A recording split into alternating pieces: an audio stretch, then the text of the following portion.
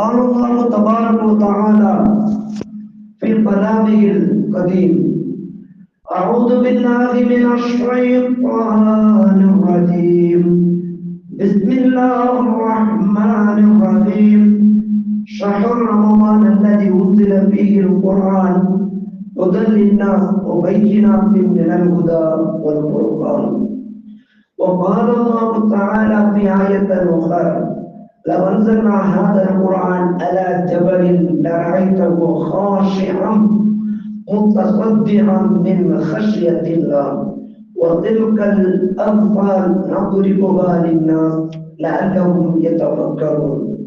وقال الله تبارك وتعالى في آية أخرى: إنا نحن نزلنا ذكرا وإنا له لحافظون. وقال نبينا صلى الله عليه وسلم: إن هذه القلوب تقطع كما يستوي الحديد إذا ما أصابه الماء. قيل: يا رسول الله وما بهذا؟ قال: كثرة ذكر الموت وتلاوة القرآن. وقال نبينا صلى الله عليه وسلم: الصيام والقرآن يشفعان للعبد أو كما قال عليه الصلاة والسلام.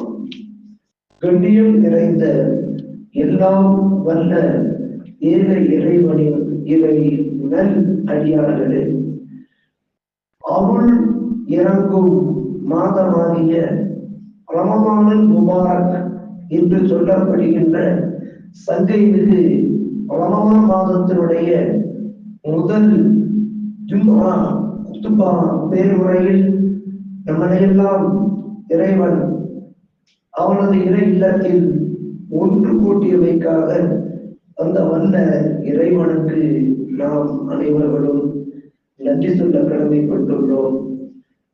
வல்ல இறைவன் ரமலான் மாதத்தினுடைய பொருட்டினால், ரமலானுடைய பரக்கத்தினால், ரமலானில் நாம் செய்கின்ற அத்துணை அமல்களையும் எல்லாம் வந்த ஏக இறைவன் நம்மிடமிருந்து இஹ்லாசுடன் கூடிய அமல்களாக அவைகளை அல்லாஹ் ஏற்றுக்கொள்வானாகும். கண்ணியம் நிறைந்த அல்லாஹ்வின் நல்லடியார்களே, இந்த ரமலான் மாதத்தில் தான் முழு உலக மக்களுக்கும் ஹிதாயத் என்று சொல்லக்கூடிய நேர் வழியை காட்டக்கூடிய வேதம், இறைமறை, வான்மறை, திருமறை, உலகம் பொதுமறை, திருக்குர்ஆன் இறங்கிய மாதம் இந்த ரமலான் மாதம். அதைத்தான் அல்லாஹ் திருமறையிலே அழகாக எடுத்துரைக்கின்றான். ரமலான் மாதம் எத்தகைய மாதம், எப்படிப்பட்ட மாதம் என்றால், இந்த ரமலான் மாதத்தில் தான் அல்லாஹ் தஆலா இந்த இறைமறை திருமறையை அல்லாஹ் இறக்கி வைத்தான்.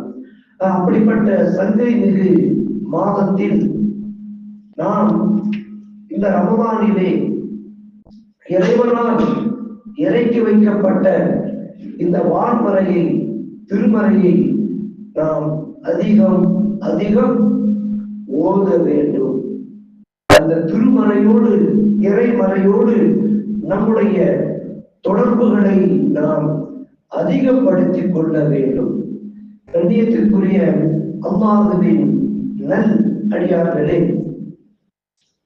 3 செயல்கள் நம்மிடத்திலே, நமது உடலில் உயிர் மூச்சு இருக்குகின்ற வரையிலும் அந்த 3 செயல்களும் நம்மிடம் எப்பொழுதும் என்றென்றும் அது நிரந்தரமாக நம்மிடத்திலே இருக்க வேண்டும். முதலாவது, இறைவனால் நமக்கு கட்டளையிடப்பட்டுள்ள இறைவனது இறை கடமையாகிய அந்த தொழுகையை நாம் 5 தொழுகையை பேணுதலுடன் நம்முடைய உடலில் உயிர் மூச்சு இருக்குகின்ற வரையிலும் அதனை நிறைவு செய்வது. இரண்டாவதாக, இறைவனால் இறக்கி வைக்கப்பட்ட இந்த இறை மறையை நாம் நம்முடைய உடலிலே உயிர் மூச்சு இருக்குகின்ற வரையிலும் இதனை நாம் அதனோடு நம்முடைய தொடர்புகளை அதிகமாக ஏற்படுத்திக் கொள்வது. மூன்றாவது, இறுதியாக வந்துதித்த இறுதி தூதர் கண்மணி நாயகம் ஸல்லல்லாஹு அலைஹி வஸல்லம் அவர்களின் மீது ஸலவாத்தையும் நாம் நம்முடைய உடலிலே உயிர் மூச்சு இருக்குகின்ற வரையிலும் அதனையும் நாம் அதிகமாக கூறுவது. இந்த மூன்றும் ஒரு மனிதனுடைய வாழ்க்கையின் தரத்தை உயர்த்துகின்றது. வாழ்க்கையில் பல மாற்றங்களை அது ஏற்படுத்துகின்றது. தொழுகை ஒரு மனிதனை நிம்மதியான நிலைக்கு அது கொண்டு செல்கின்றது. இந்த உலகிலே உடல் ஆரோக்கியத்துடன் உடல் நட்சுமத்துடன் நோய் நொடி இல்லாத வாழ்க்கையை இந்த தொழுகை மனிதனுக்கு வழங்குகின்றது. அதுபோன்று திருக்குர்ஆன் இந்த இறைமறையாகின்றது மனிதனுடைய வாழ்க்கையிலே பல முன்னேற்றங்களையும் பல வெற்றிகளையும் அவனுக்கு இந்த இறைமறை ஏற்படுத்தி கொடுக்கிறது. இறைமறையோடு இவர் எந்த அளவுக்கு தொடர்பு வைத்திருக்கின்றாரோ அந்த அளவுக்கு அந்த மனிதனுடைய வாழ்க்கையின் தரம் உயர்கிறது. கண்ணியத்திற்குரிய அல்லாஹ்வின் நல்லடியார்களே, நாம் இறைமறையினுடைய சிறப்புகள், இறைமறையினுடைய பலாபலங்கள், அதனுடைய மகத்துவங்கள் ஏராளமாக இருக்குகின்றது. இவைகளை நாம் சொல்லிக்கொண்டே செல்லலாம். அவ்வளவு சிறப்புகளும் அவ்வளவு மகத்துவங்களும் அவ்வளவு உன்னதமும் அந்த இறைமறைக்கு இருக்கிறது. இந்த இறைமறையுடைய சிறப்புகளை மாநபியுடைய மணிமொழியின் மூலமாக நாம் அறிகின்றோம், காண்கின்றோம். கண்மணி நாயகம் ஸல்லல்லாஹு அலைஹி வஸல்லம் அவர்கள் இவ்வாறு சொல்லி காமிப்பார்கள். இறைமறையுடன் யார் அதிகமாக தொடர்பு வைத்திருக்கின்றாரோ அந்த மனிதருக்கு அல்லாஹ் தஆலா அவர் துஆ செய்தால், அவர் இறைவனிடத்திலே கையேந்தி பிரார்த்தனை செய்தால் அவருடைய துஆ ஒப்புக்கொள்ளப்படும், அவருடைய துஆ ஒப்புக்கொள்ளப்படும். அப்படிப்பட்ட ஒரு பாக்கியத்தை அல்லாஹ் தஆலா இந்த இறைமறைக்கு வழங்கியுள்ளார். இந்த இறைமறை யார் அதிகமாக ஓதுவார்களோ அப்படிப்பட்ட மனிதர் அல்லாஹ்விடத்திலே துஆ கேட்டால் அவருடைய துஆ ஒப்புக்கொள்ளப்படுகின்றது. அவர் அந்த துஆவை இந்த உலகத்திலே அவர் அவருடைய தனது தேவைக்காக கேட்கலாம், இல்லை என்றால் நாளை மறுமைக்காக அந்த துஆவை அவர் தாமதப்படுத்தி வைத்துக் கொள்ளலாம் என்பதாக வானதியுடைய மணிமொழி நமக்கு அழகாக எடுத்துரைக்கின்றது. மேலும் இந்த இறைமறை வான்மறையை எங்கு ஓதப்படுகின்றதோ அந்த இடத்தில் மாணவர்கள் வந்து சூழ்ந்து கொள்கின்றார்கள். அந்த இடத்திலே என்ன செய்கின்றார்கள்? மாணவர்கள் வந்து சூழ்ந்து கொள்கின்றார்கள். அதைத்தான் கண்மணி நாயகம் ஸல்லல்லாஹு அலைஹி வஸல்லம் அவர்கள் அழகாக இவ்வாறு எடுத்துரைப்பார்கள். மஜ்தமஅ கௌமுன் ஃபீ பைத்திஹி மின் புயூத்தில்லாஹ் யத்லூன கிதாபல்லாஹி வ யததாரஸூனஹு பைனஹும் இல்லா நஸலத் அலைஹிமுஸ் ஸகீனா ஐந்தஹுமுர் ரஹ்மா வ ஹஃபத்துஹுமுல் மலாயிகா. இந்த இறைமறை வான்மறையை எங்கு ஓதினாலும் சரி, அவர் இறை இல்லத்திலே இருந்து இந்த இறைமறையை ஓதினாலும் சரி, அல்லது தனது இல்லத்திலே இருந்து அந்த இறைமறையை அவர் ஓதினாலும் சரி, அந்த இடத்திலே அல்லாஹ்வுடைய வானவர்கள் அங்கு இறங்குகின்றார்கள். அல்லாஹ்வுடைய சகீனத் என்று சொல்லக்கூடிய அமைதி அங்கு இறங்குகிறது. மலக்குமார்கள் அவர்களை தூண்டு கொள்கின்றார்கள். அல்லாஹ்வுடைய அருள் வளம் அங்கு ஒழிக்குகிறது. அல்லாஹ்வுடைய அருள் வளம் அங்கு ஒழிக்குகிறது. ஷைத்தான் அந்த இடத்தை விட்டு விரண்டு ஓடி விடுகின்றான். இப்படிப்பட்ட வாக்கியம் குர்ஆனை ஓதக்கூடியவர்களுக்கு கிடைக்குகிறது என்றால் கண்ணியத்திற்குரியவர்களை நாம் சிந்தித்து பார்க்க வேண்டும். இந்த குர்ஆனை ஓதுவதன் மூலமாக கிடைக்கக்கூடிய சிறப்புகள் அவை. மூன்றாவதாக கண்மணி நாயகம் ஸல்லல்லாஹு அலைஹி வஸல்லம் அவர்கள் இவ்வாறு எடுத்துரைப்பார்கள், ஒரு மனிதர் எந்நேரமும் இறைவரை வான்மறையை அவர் ஓதிக்கொண்டே இருக்குகின்றார். எப்பொழுது பார்த்தாலும் என்ன அசந்து, எப்ப பார்த்தாலும் பார்த்தா அசல்ல பார்த்தா பார்க்கிற நேரம் குரானை தூக்கி தூக்கி வச்சுக்கிட்டே இருக்காங்க அப்படின்னு என்ன செய்யறோம், நம்ம சொல்றோம், பேசுவாங்க. எந்நேரம் அப்படி யார் அசந்து மட்டும் இல்ல, யாராக இருந்தாலும் சரி அந்த குர்ஆனோடு தன்னுடைய தொடர்பை யார் அதிகம் ஏற்படுத்திக் கொள்கின்றார்களோ அப்படிப்பட்ட மனிதருக்கு ஒரு மனிதர் இறைவனத்திலே துஆ கேட்கின்றார், இறைவனை வணங்குகின்றார், இறைவனை திக்ர் செய்கின்றார், தியானிக்குகின்றார். இவைகளெல்லாம் இவற்றுக்கெல்லாம் நேரம் இல்லை. ஆனால் இவர் செய்யக்கூடிய அமல் எது? ஒன்று, இறைமறையை ஓதிக்கொண்டே இருக்கிறார். அதை மட்டும்தான் அவர் செய்கின்றார்.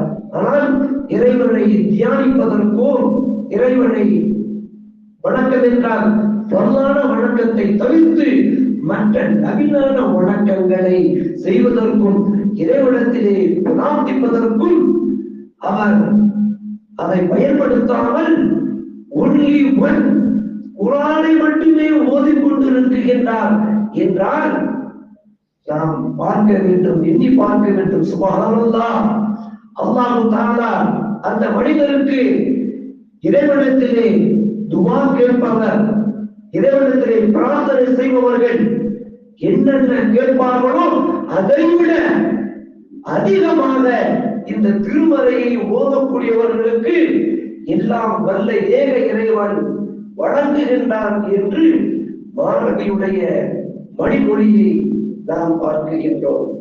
கண்ணியத்திற்குரியவர்களே, அப்படிப்பட்ட உயர்ந்தது, உன்னதமானது, மகத்துவம் மிக்கது இறைவனின் இறைமறை. மேலும் இந்த திருக்குர்ஆனை அதிகமாக யார் ஓதுகின்றார்களோ, இந்த திருக்குர்ஆனை இறைமறையை யார் அதிகம் அதோடு தொடர்பு வைத்து அதை ஓதிக்கொண்டே இருப்பார்களோ அவர்களின் உம்ர், அதாவது தன்னுடைய வாழ்நாளில் தள்ளாத வயது, தன்னுடைய வாழ்நாளில் தள்ளாத வயதை அடைந்த ஒருவர், ஒரு வயது முதிர்ந்து ஒரு மனிதர் இருக்கின்றார். சில பேர் வயது முதிர்ந்தவர்களை பார்ப்போம், அவர்களால் தன்னுடைய சுய தேவைகளை நிவர்த்தி செய்து கொள்ள முடியாது. அவருடைய சுய தேவைகளை நிவர்த்தி செய்வதற்கென்று தனி ஒரு ஆள் தேவைப்படும். ஆனால் அந்த நிலைக்கு இந்த மனிதர் தள்ளப்பட மாட்டார். இவர் தன்னுடைய சுய தேவைகளை அவனாகவே நிறைவு செய்து கொள்வார் என்பதாக மாணவியுடைய வழிமுறையை பார்க்கின்றோம். ஆக இதிலிருந்து நமக்கு ஒரு சூசகமான ஒரு கருத்து ஒன்று விளங்குகின்றது, தெரிய வருகின்றது. இறைமறையை ஓதக்கூடியவர், அதோடு தொடர்பு வைத்துக் கொண்டிருக்கக்கூடியவர் என்றும் எப்பொழுதும் இளமையாகவே இருப்பார். அவருடைய வயது 60-50 வயது காட்டினாலும் அவருடைய தோற்றம், அவரை பார்த்து என்ன செய்ய முடியாது. இவரா 55-60 வயது மதிக்கத்தக்கவர், இவரை பார்த்தால் அப்படி தெரியவில்லையே, சாதாரண இளைஞரை போன்று அல்லவா இருக்குகின்றது என்று சொல்லுகின்ற அளவுக்கு அவருடைய வாழ்க்கையிலே என்றும் அவர் இளமையாக இளைஞராக இருக்கக்கூடிய ஒரு பாக்கியத்தை இந்த இறைமறையை அதிகம் ஓதுவதன் மூலமாக அவர் பெற்றுக் கொள்கின்றார் என்றால் கண்ணியத்திற்குரியவர்களை நாம் சிந்தித்து பார்க்க வேண்டும். அதோடு மட்டுமல்லாமல் கனவுக்கு விளக்கம் சொல்லக்கூடிய இப்னு சீரீன் ரஹ்மத்துல்லாஹி அலைஹி அவரிடத்திலே வந்து ஒருவர் இவ்வாறு கனவுக்கு விளக்கம் கேட்கின்றார். நான் ஒரு கனவு காண்கின்றேன். என்ன கனவு? வெள்ளி தட்டிலே தேன் இருக்குகிறது. அந்த தேனை எனது நாவினால் நான் அதை நக்கி சாப்பிடுகின்றேன் என்பதாக இப்படி ஒரு கனவு கண்டேன் என்பதாக அந்த மனிதர் இப்னு சீரீன் ரஹ்மத்துல்லாஹி அலைஹி அவரிடத்தில் சொல்லுகின்ற பொழுது அவர்கள் சொல்லுவார்கள், உனக்கு அதிகமாக மறதி ஏற்படும், நீ எதை படித்தாலும் உடனாக அது உனக்கு மறந்து விடும் என்பதாக சொல்லி காண்பிக்கிறார்கள். அந்த கனவுக்கு விளக்கம். அப்ப இதற்கு என்ன செய்ய வேண்டும்? இப்னு சீரீன் ரஹ்மத்துல்லாஹி அலைஹி அவர்கள் அழகாக கூறுகின்றார்கள், கண்ணியத்திற்குரியவர்களே, நாம் சிந்தித்து பார்க்க வேண்டும். இன்றைய தினம் தேர்வு நடைபெற்றுக் கொண்டிருக்கின்றது.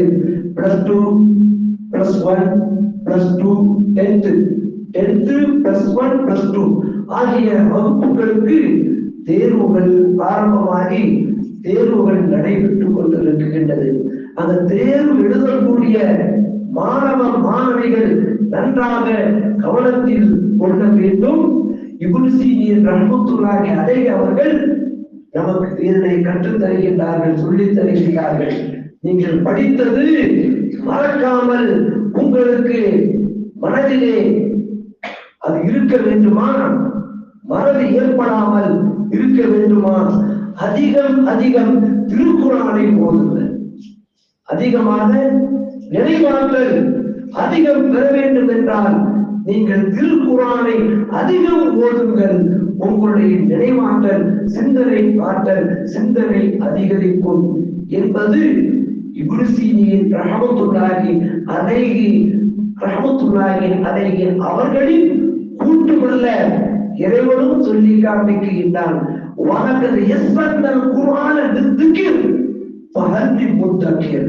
இந்த நிறைமறை வான்மறை திருமறையை யார் இதனை அதிகம் இதனோடு தொடர்பு கொண்டிருப்பார்களோ, இதனை ஓத வேண்டும், இதனை சிந்திக்க வேண்டும் என்று யார் அதிகமாக இதன் மீது ஆர்வம் காட்டுவார்களோ அவர்களுக்கு நினைவாற்றலையும் சிந்தனையையும் அல்லாஹ்வே அதிகமாக ஆக்கி தருவதாக திருக்குர்ஆன் நமக்கு அதனை அழகாக பறைசாற்றுகின்றது.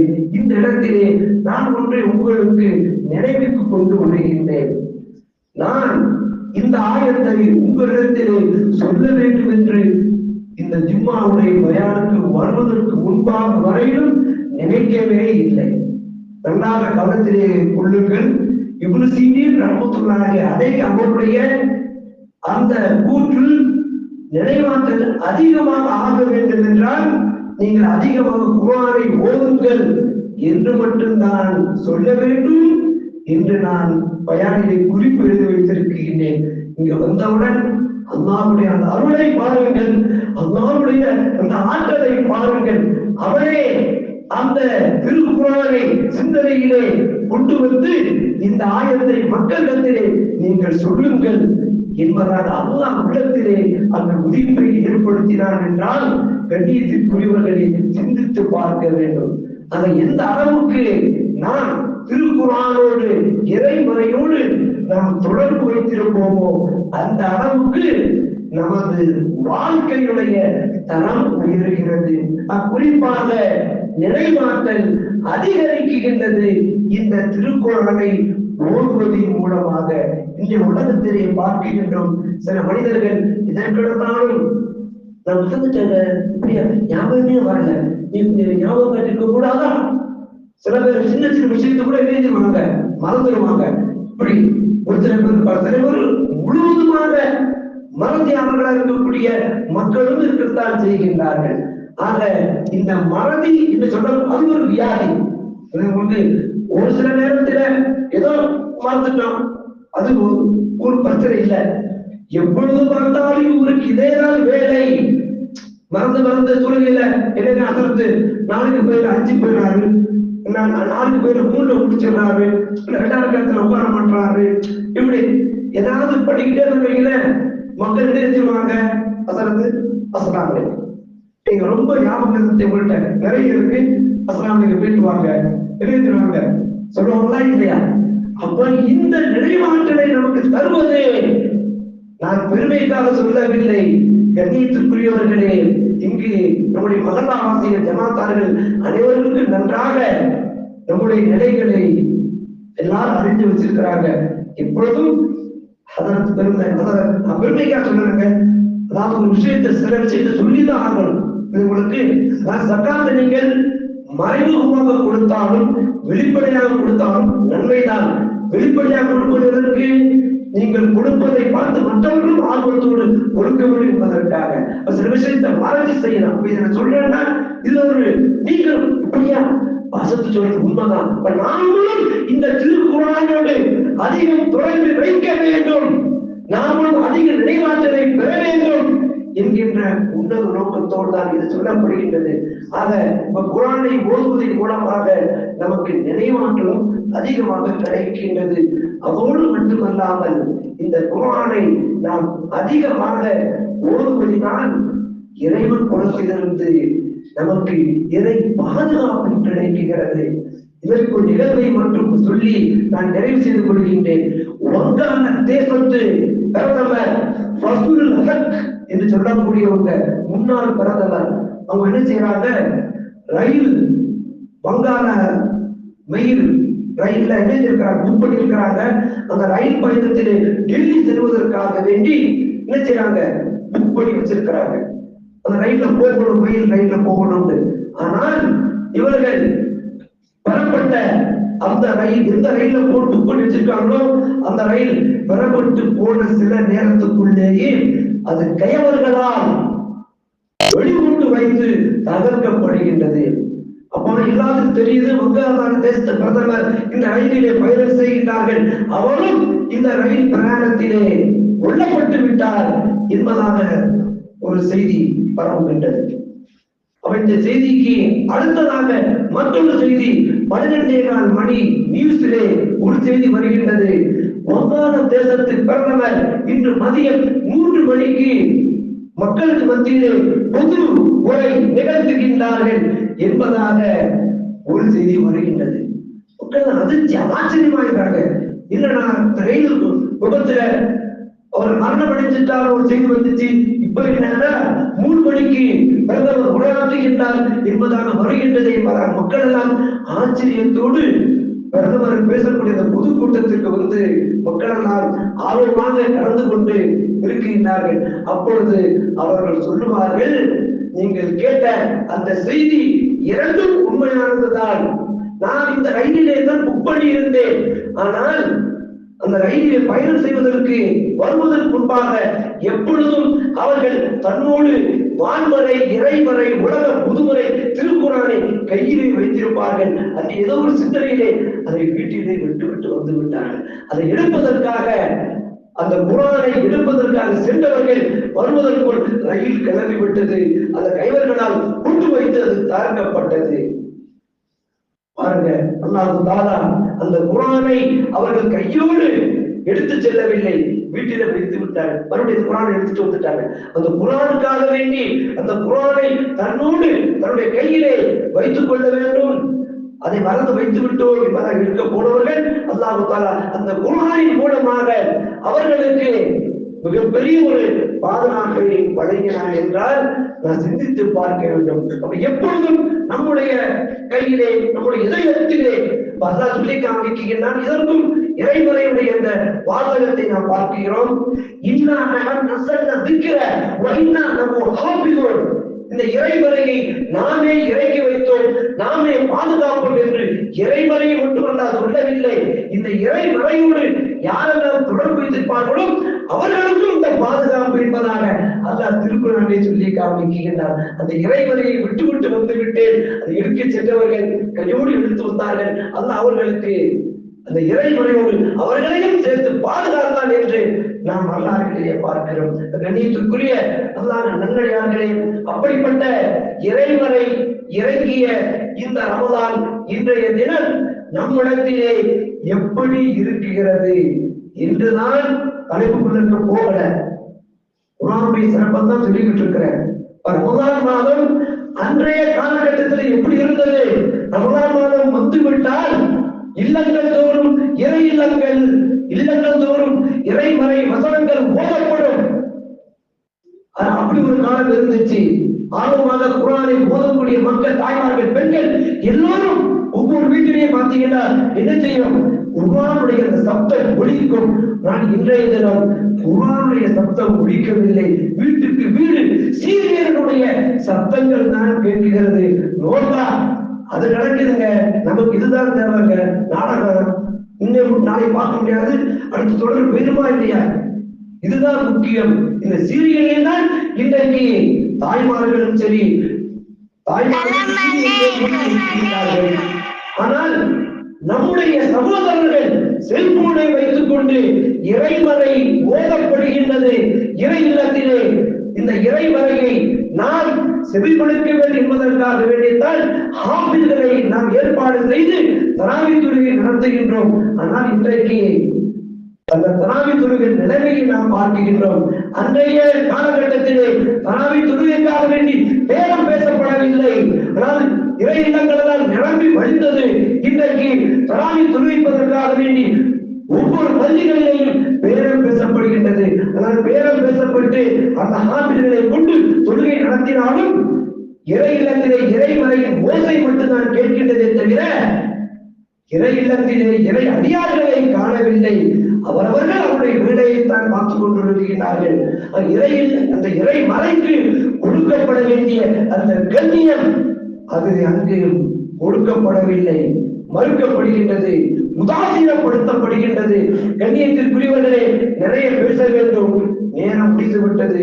ஆக தயவு செய்து இறைமறை ஓதுகின்ற பொழுது அதனை செவிப்படுத்தி செவிதாழ்த்தி கேளுங்கள். உங்களால நின்று சொல்ல முடியவில்லையா? ஓரமா உட்கார்ந்து போய் நிக்க முடியலங்க, கால் வலிக்குதுங்க, அருமக அழகையா உட்கார்ந்துட்டு அதை செவிப்படுத்தி கேளுங்க. அது நன்மை இருக்கு, இன்று சொல்லால் நன்மை இருக்கு. ஆனால் நீங்கள் இன்று சொல்ல முடியவில்லை, காலா வலிக்குதுன்னு உட்கார்ந்துருங்க, அதை செவிமறையை கேளுங்கள். அதிலே நமக்கு உங்களுக்கு கேட்பதன் மூலமாக நன்மையும் பதிவு செய்யப்படுகின்றது.